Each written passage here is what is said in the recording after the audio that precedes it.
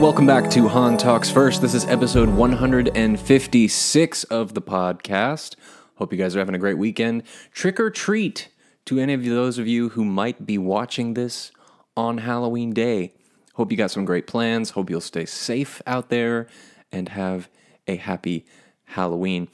We have an interesting show today. There's not much news going on in the world. There's a little bit which we'll talk about later, but as far as main topics, I thought it'd be interesting to talk about something that I've been wanting to talk about for a little while, and something that's less known to most people out there, and that is, of course, all about Skywalker Ranch, the home of the Star Wars movies, along with over 500 other films that have been made at the infamous ranch created by George Lucas all the way back in 1978. So we're going to talk about that today, the secrets of Skywalker Ranch, along with some other great topics. I'm glad you could join us today. We're going to have a great time. If you're joining us live, let us know in the live chat who's here so we can say hello. And in the comments below, let us know your thoughts on today's episode. Be sure to like this video. It helps out so much. Subscribe if you're new. And if you're listening on the audio platforms, consider giving us a follow. We do new episodes every Sunday at noon, so you're never going to want to miss an episode. So that's what we're talking about today. Before we jump into everything, let's start off with our first segment, Star Wars Replay. Enjoy. Star Wars Replay! Star Wars Replay is where we replay major moments and events that happened this week in Star Wars history.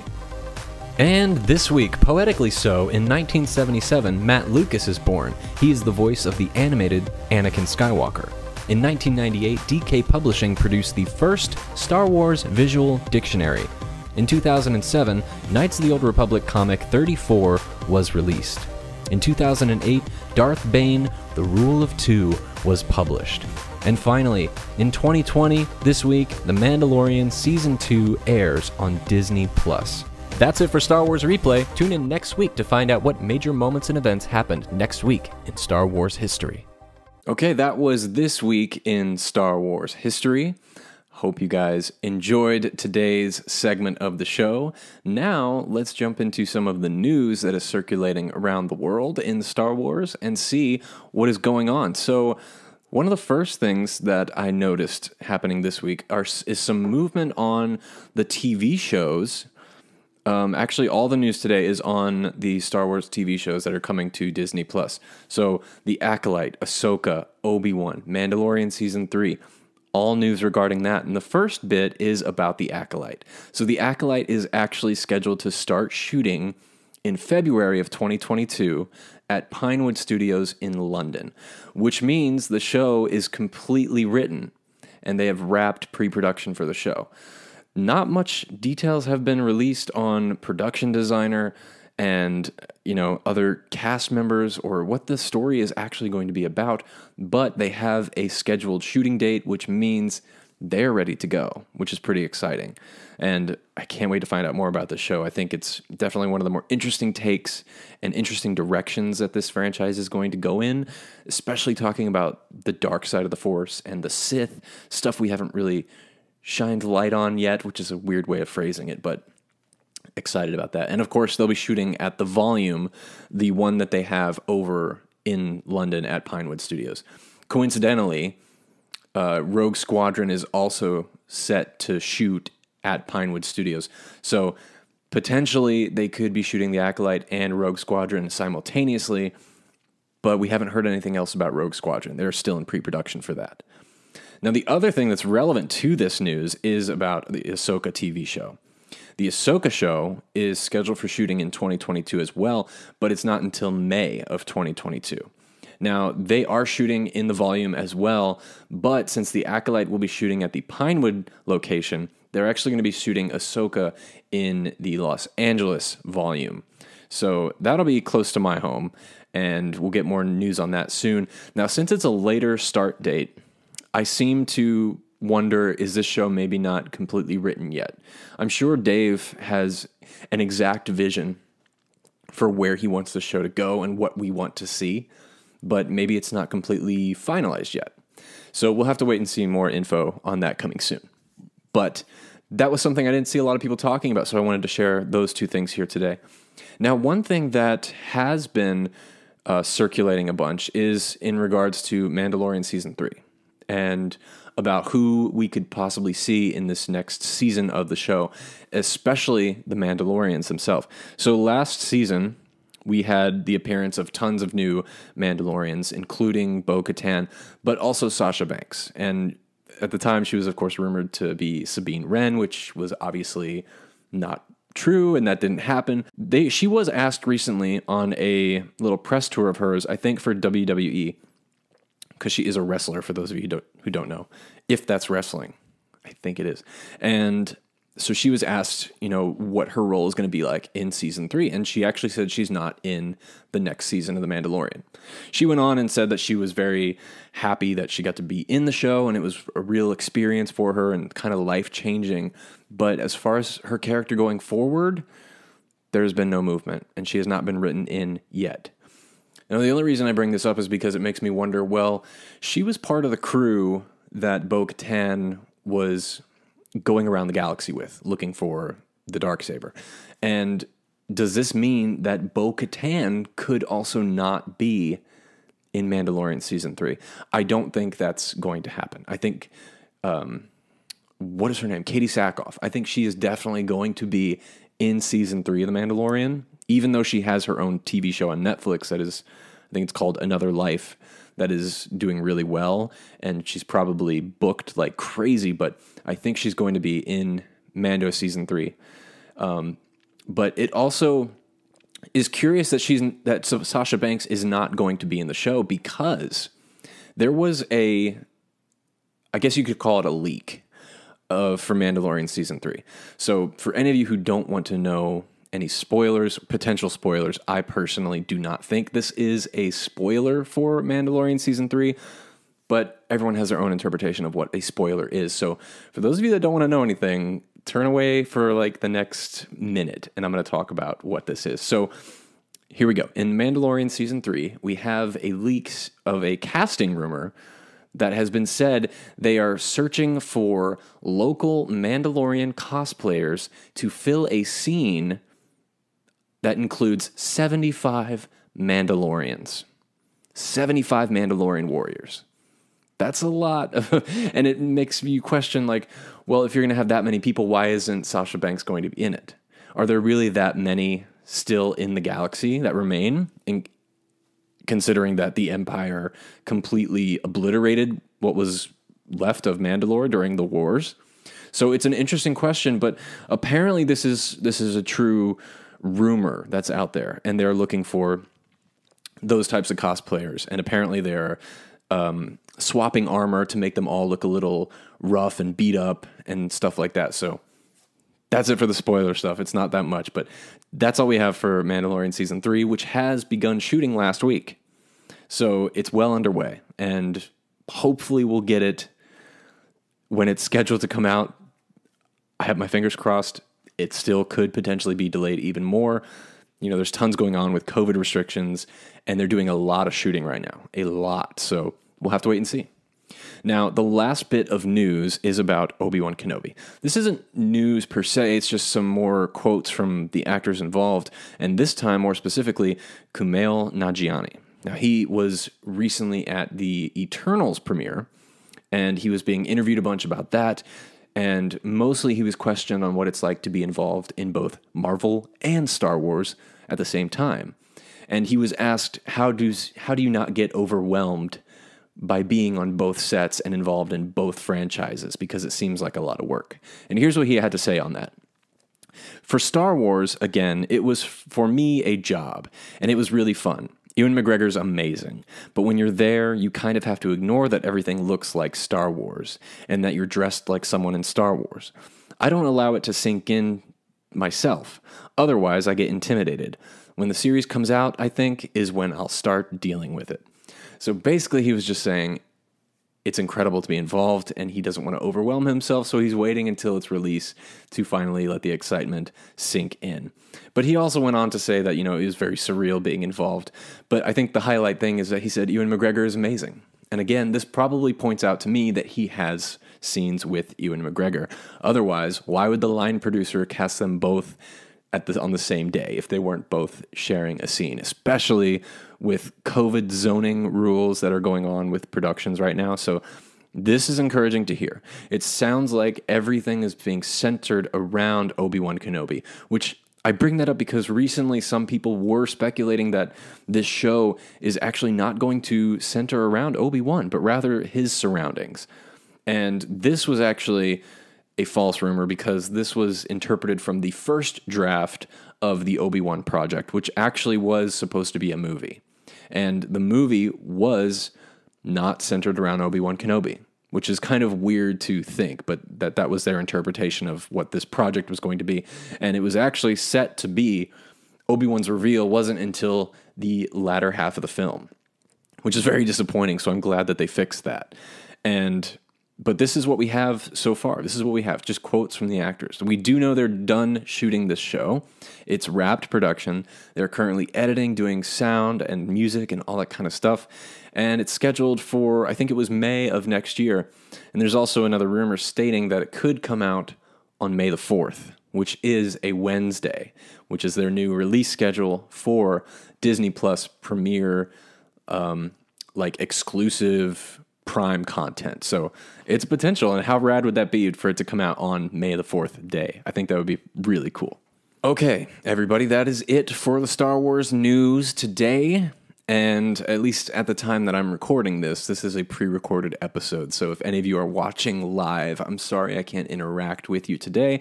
I'm out of town, so I couldn't do this in my studio today. And but we'll be back live next week in November with a live episode of Han Talks First, where I'll get to talk to you guys once more. So let's jump in and talk about our main segment of the show today, which is the secrets of Skywalker Ranch.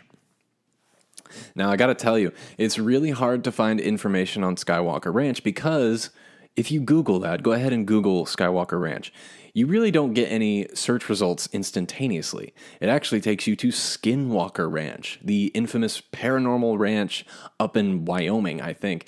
There's tons of documentaries on it, tons of books, tons of experiences, and you can visit, blah, blah, blah. Anyway, Skywalker Ranch, the infamous studio lot, filmmaker's retreat, whatever you want to call it, located in California, Northern California. Little is actually known about Skywalker Ranch. There are very little photos of Skywalker Ranch. And an average citizen can't just go and visit the property. You have to be invited on. And it has some of the world's best security, etc. So that's why I wanted to talk about it today, because there's a rich history there and tons of fun facts to share. But that's why we're doing the show on Skywalker Ranch today. And, if you guys know anything about Skywalker Ranch yourself, feel free to put it in the comments so that you can inform me too. So basically, to start off, Skywalker Ranch was first conceived back in 1978. And after the success of Star Wars, George Lucas wanted a place to be able to create films that wasn't in Los Angeles. Everybody who's a George Lucas fan knows that he hated Los Angeles. He hated Hollywood. He hated studios and how they ran film productions, at least how it started to transition into the modern age of filmmaking in the early 70s. He was more of a fan of the old school classic Hollywood filmmaking, which is how he approaches his own films. And that's how they approach films at Lucasfilm even today, which I think is a very great way of honoring what he built all the way back then. So basically, after the success of Star Wars, he had enough money to be able to make this dream of a filmmaker's retreat that he'd always wanted to do. And so he set out, he found property in Marin, California. That's about 40 miles north of San Francisco, which, of course, is where George Lucas is from. But he wanted to make sure that this environment he made was a non-manufactured setting that was still an inspirational oasis for artists that would go there to create. So he found this property, and coincidentally, it was off of Lucas Valley Road. He didn't name it Lucas Valley Road. It was just happened to be named Lucas Valley, which is pretty cool. People get it mixed up with the actual name of Skywalker Ranch, thinking that the ranch was already named Skywalker, but it's actually reversed. The road at which it's on was named Lucas, which was already pre-existing. And the road itself was named after John Lucas, who was one of the original owners who inherited the property years before George Lucas even came across it. But it's a beautiful piece of land, and I'll show photos if you're watching the video stream. And if you're listening to this on the podcast, you can find tons of great photos about this place. The nature itself is preserved pristinely, and we'll talk a little bit more about that a little bit later as well. But to build this property, he spent over $100 million. Think about that, especially back in the late 70s. That's a lot of money, especially for a filmmaker whose first real massive success, and he's able to have enough money to go out and build on property like this and buy the land and all that kind of stuff for one film, Star Wars. And a year after it came out. Less than a year, actually, because the property started being built about 7 to 8 months after the movie had been released. So this dude was rolling in it. But it makes me happy because he got to fulfill his lifelong dream of recreating what used to be this old Hollywood. So a little bit more background about Skywalker Ranch. So it's one of the film industry's most legendary campuses. It has over 4,700 acres, and of course located, as we said, in Marin, California. The expansive grounds combine the innovative spirit of Lucasfilm with the pastoral California landscape and traditional Victorian architecture. Built within a spirit of sustainability, a majority of the surrounding land is home to domestic farm animals, organic gardens, a 26-acre vineyard, a 7-acre olive tree grove, and bee colonies that produce the ranch's honey. There is no other place like it.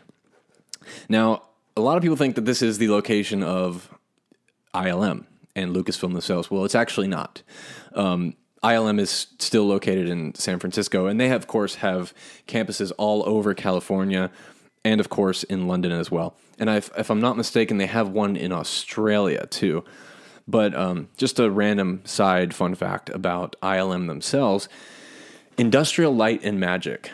It's a weird name for what now is a major studio or filmmaking company. And what's always interested me is where that name came from. And it was actually a name that George Lucas came up with immediately when he was asked, what do we name the property that we're building here? Because he didn't have a name for the company he was making when he started making the company. And it wasn't until he had to sign the contracts that he came up with the name. And he did so by looking at the blueprints for where they were going to build the sound stage, the lighting department, the music department, and looking at the architectural blueprints.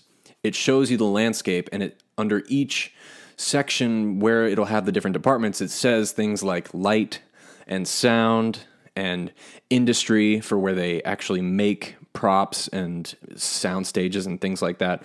So he just looked at the blueprint and decided, you know what? We'll just take the industry name here and we'll take the light name over here and we'll just call it Industrial Light and Magic. And so the name came up with on the spot. Kind of a fun fact there.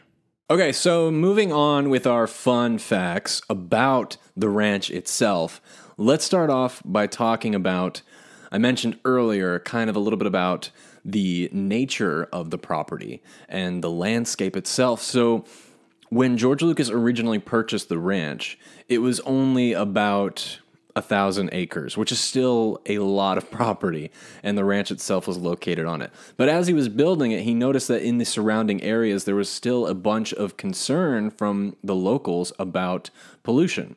And so one thing George wanted to do and contribute to helping this issue was to purchase more land to preserve as almost like a national park where the land would be untouched forever. So he purchased an additional 3,000 acres or so. It was either 3,000 to 3,700 acres of property in addition to the ranch, what that owned itself. And he decided to keep that a preserved area where animals could live, where nature could grow, and it wouldn't be touched by the outside world, which I think was pretty cool. And in addition to that, he didn't want to affect too much of the property that he built on top of it, which was about 15 acres of land that he actually built stuff on. So he decided to put all the parking structures and employee parking and residential parking underground. He took the Walt Disney World approach to it, similar to how Disney built underground parking for their employees and underground walkways for the employees, dressing rooms, etc. And he wanted to do that so that it wouldn't kind of affect poorly the look and feel of the ranch if you were just walking around or seeing it from a scenic view. Which also reminds me that this ranch has an observatory. It has its own mini observatory built on one of the hilltops where you can go stargazing, or you can just observe all the surrounding hills and mountains in the area, which is pretty cool to me. Now, the second fun fact is actually about what the predominant business is on the ranch itself, and that, of course, is Skywalker Sound. Skywalker Sound is the most famous sound studio in the world, and it's where most movies in Hollywood do their sound production. And George Lucas created this, and this is what started THX Sound. It's what started Dolby Atmos. It brought to life so many new innovations in sound technology that a lot of people take for granted or don't realize was George Lucas's creation. And what I love about Skywalker Sound is not only is it one of the most state-of-the-art places to record, or the acoustics are absolutely perfect in it, similar to like an Abbey Road, it has that same caliber of design to it, and the architecture is beautiful. But what I love most about it, it was actually the very first sound studio that you could record music in digitally. Way back when it first started, George's vision was to create a studio that you could totally make digital music in. And of course, you know, back when this was started, there was analog tape, there was 8-track tape, there was vinyl, there were things like that you could record with. But Skywalker Sound was actually the first studio ever to implement digital audio workstations. And it spawned a whole new revolution in music making, in sound design, and everything like that. Another thing people don't realize was innovated from George Lucas. This one's really important to me because, as many of my active listeners know, I'm a musician, and I work on a digital audio workstation almost every day, especially when I'm scoring something. And it's just the innovation, the technology has advanced so much. There's so much we can do with a digital workstation now, and it's still being figured out. You know, it's not quite perfect, but it's something that has changed music completely. I mean, look at EDM, electronic music as a whole. It doesn't exist without George Lucas, at least the way it is formed today. So that's a cool fun fact about it. Now, the other thing about Skywalker Sound is it has its own tech building that has multiple movie theaters where you can either preview sound or sound mixes, record, etc. Now, if you guys haven't seen, there's a great video online about the making of the prequels where George Lucas actually walks you through Skywalker Sound Studio and the recording studio, and you can see it there. And he talks about how the acoustics in the room itself, one of the studios, is one of the best in the world. And it was made by the same people that created Abbey Road and a bunch of other famous studios around the world as well. But what's really great about this theater is it's the largest preview screening theater in the world, and it is the most state of the art. It has the best sound, the most advanced projection, lighting, and atmosphere and acoustics. And the subwoofers for the sound mixes and music is actually built into the floors, but not so much that it rumbles the seats when you're listening to it. Everything is calibrated to perfection. It is called Le Piece de Resistance of Skywalker Ranch. It is my dream to one day visit this place, especially Skywalker Sound, and just be surrounded by the ghosts of all the legends that have worked in this space. And the other great thing about the theater room itself is it is large enough and it is built so that you can fit a full orchestra in front of the screen if you wanted to either record music while watching the picture or just listen to a full band while watching, say, Star Wars A New Hope, for example. That is something really cool. The Hollywood Bowl does that all the time. And to think that Star Wars Ranch was doing it way before anyone else was is really cool. So again, if you're listening to this on the audio, you can either check out the video on YouTube or Twitch or Facebook and see some of the photos. But if you're listening on the audio, I encourage you to go check those out for yourself anywhere online.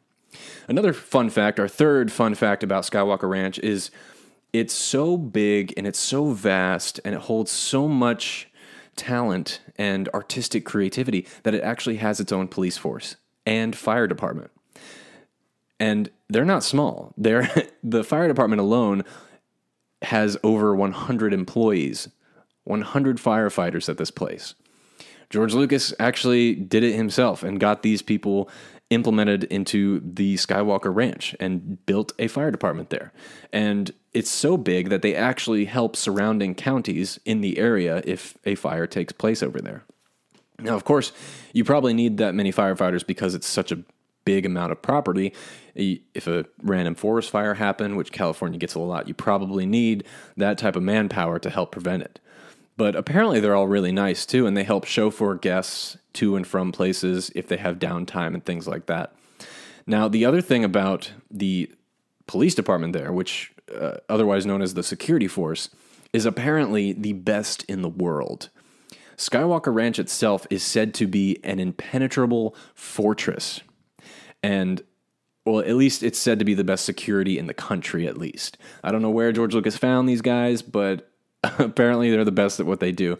And that's probably why we don't see many photos of Skywalker Ranch, or probably why we don't have many stories from people who visit or break in, because apparently you can't. It's actually so secretive that you can't even see any signs of civilization or filmmaking retreats from the roads or anywhere nearby. It's that good. And if you want to get a true sense of what it's like for the security's sake, I highly recommend, we talk about it all the time, watching the movie Fanboys. It's a great Star Wars fan film made by Star Wars fans. It even has cameos from Carrie Fisher and I think Peter Mayhew and I think Mark Hamill, if I remember correctly. It's been a while since I've seen it. But it's a movie about these kids who plan to break into Skywalker Ranch so they can see The Phantom Menace before it comes out in 1999, because one of the kids has cancer and he's afraid he might not get to see the movie. It's a fantastic film, and it's definitely tailored for Star Wars fans, and it shows a little bit about the security of Skywalker Ranch, so I highly recommend you guys checking that out at some point too. It's a great movie. Excuse me while I take a sip of my coffee, my Star Wars Hantak's First coffee. The best in the world, but not as good as Skywalker Ranch's. We'll get to that. So, the fourth fun fact about Skywalker Ranch. Well, along with Skywalker Sound and the Vineyard and their olive ranch and their Lake Ewok, and tons of other facilities, one of the main ones is the inn, the actual place where the guests will stay when they visit the ranch. Now, it's a small inn, but it's kind of reminiscent of like a bed and breakfast. At least that's what it was made to be.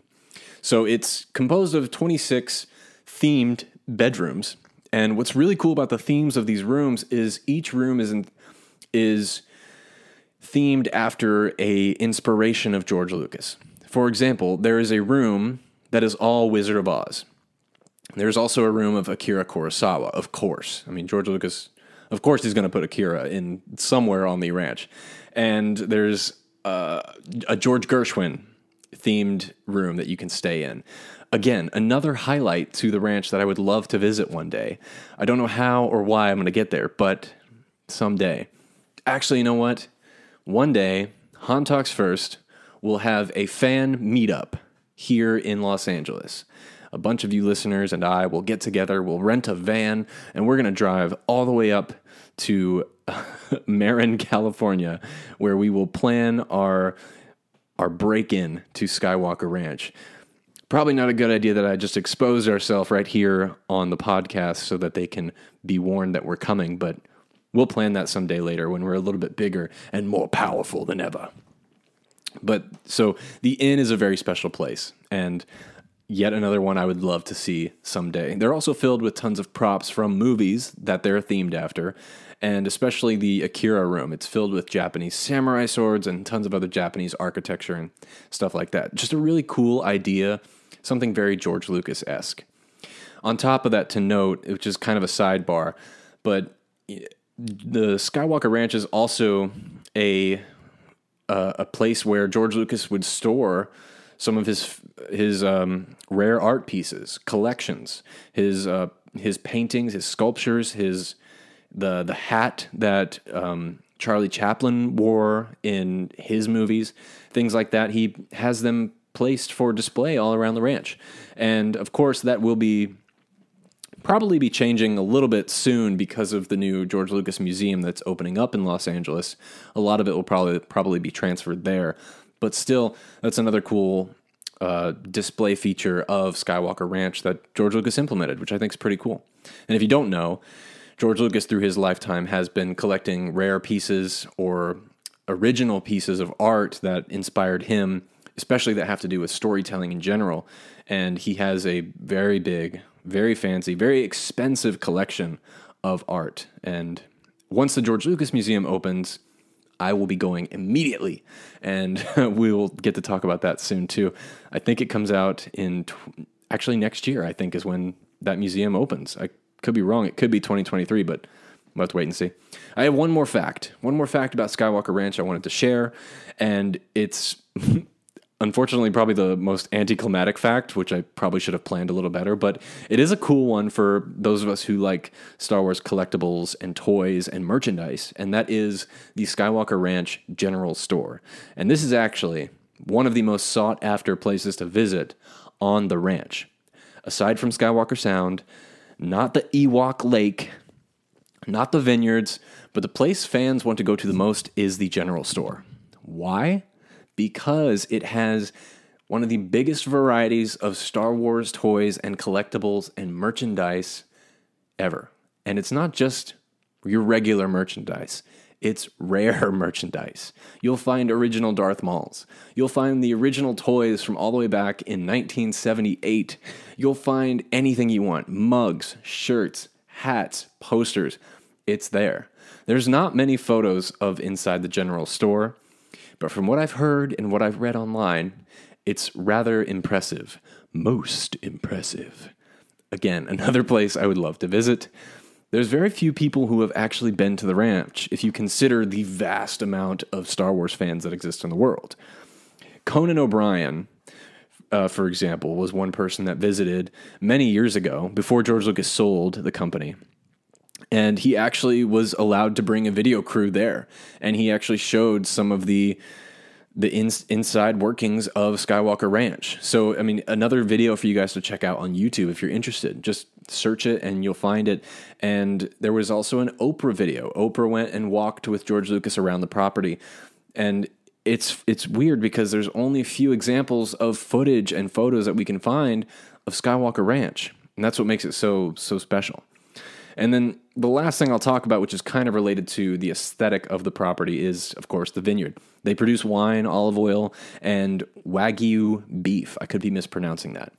But apparently it's some of the greatest wine in California, and it's expensive. It is expensive. It's also the home of Coppola wine, Francis Ford Coppola, who kind of partnered with Lucas to make this vineyard happen.